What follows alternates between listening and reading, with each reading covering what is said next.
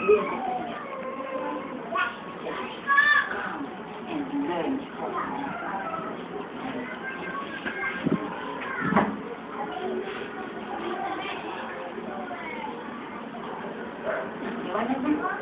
Amen. Kaya tumutok lang kayo sa sinig ko. Muna kayo mag-isla at sasabihin ko.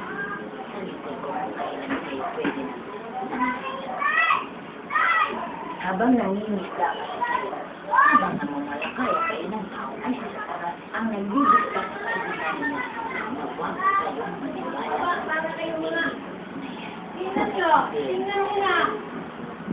Gusto ko sabihin sa inyo, ako ngayon na nagsasabi sa inyo.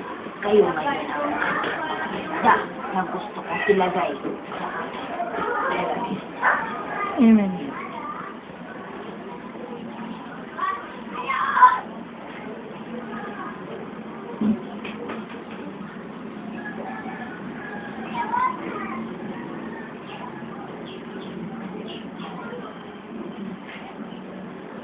Kaya mga kapagsabi kung gaano kalalalim at kakasakit na salita ang binitawan ng kanyang ama para sa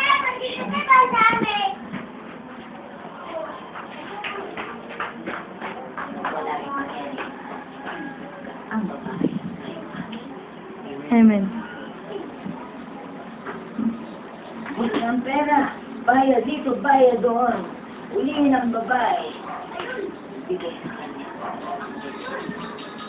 Pero ako magsasabi, ang mukha ng babae ay pwede kong baguhin na kasi pangit ng hindi niyo ma-imagine kung ano ang mukha kapag siya'y lumalabas.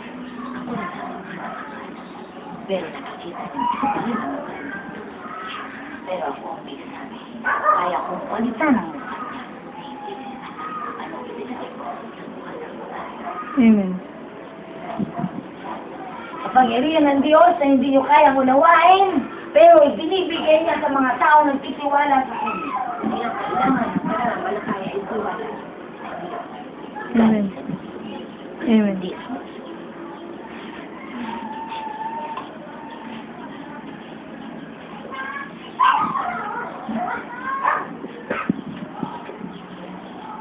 Kung paano, wala kayong alam. At kapag nalamnan kayo, nasisiyahan kayo. Ang gagawin niyo lamang ay bigay ang tiwala sa Diyos na Diyos ang bahala sa kawang ng mga paanay. Amen. Plano ko, guluhin ang paligid. Mamamagitan ng isang tinig na hindi matatanggal ng kahit sino ang matatalino. Di siya. Guguluhin ko. Lahat ng mga kapangyarihan tungkol sa Biblia. Palalapitin ko sila para sabihin sa kanila. Anong ginagawa nila sa kapangyarihan ibinigay ko sa kanila? Bakit walang kaluluwa kong bakit? Para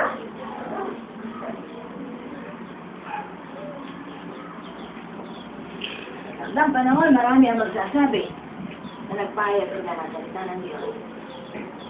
Sabihin, hindi kita kilala. Amen.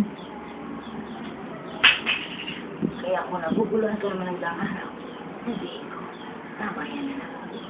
Maguluhan ka para hanapin mo ang katotohanan. Amen. Ang katotohanan ay ibinibigay na sa isang oras.